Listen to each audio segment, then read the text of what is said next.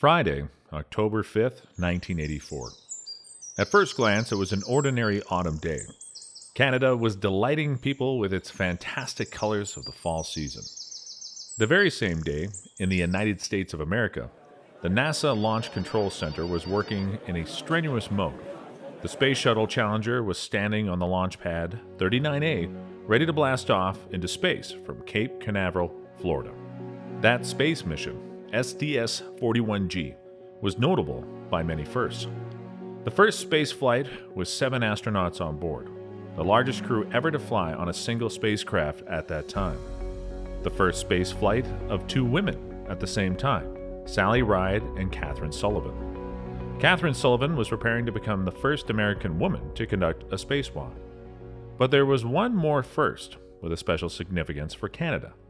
On the spacecraft's middeck, in the seat number 7, the Royal Canadian Navy officer Marc Garneau was sitting. He was opening a new page in the history of his country.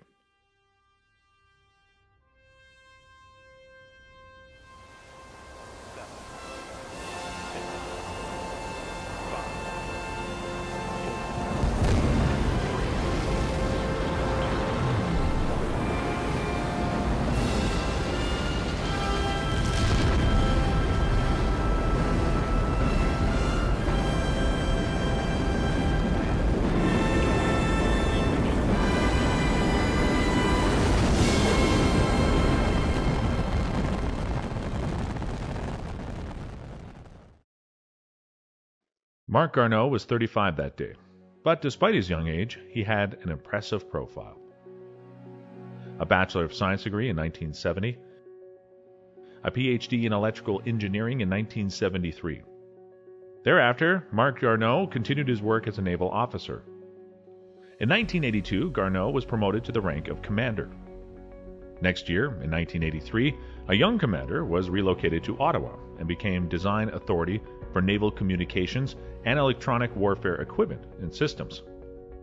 On July 14, 1983, the National Research Council published an ad offering Canadians to become astronauts. 4,300 Canadians applied to this program. Marc Garneau answered to the ad to compete to be one of the candidates. The screening of applicants was very thorough. After a rigorous hiring period, the group of 6 candidates was selected. Marc Garneau was in this group. Finally, after in-depth selection, Marc Garneau was picked as number 1 to go. He was appointed as the payload specialist for that mission.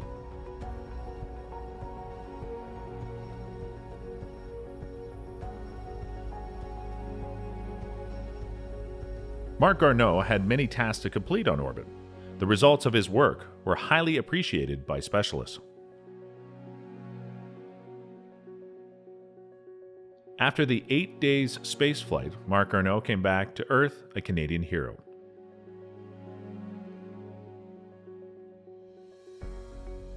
The same year, in December 1984, Marc Garneau was appointed an Officer of the Order of Canada in recognition of his role as the first Canadian astronaut. Afterwards, Marc Garneau was on the 2 further space flights, STS-77 mission in 1996 and STS-97 in 2000. On May 8, 2003, Marc Garneau was awarded a Companion of the Order of Canada, the highest level of the Order of Canada. As stated in the award description, a pioneer in the Canadian space program, Marc Garneau is a role model for young people, and his accomplishments have done our nation proud. Thank you, Mr. Garneau.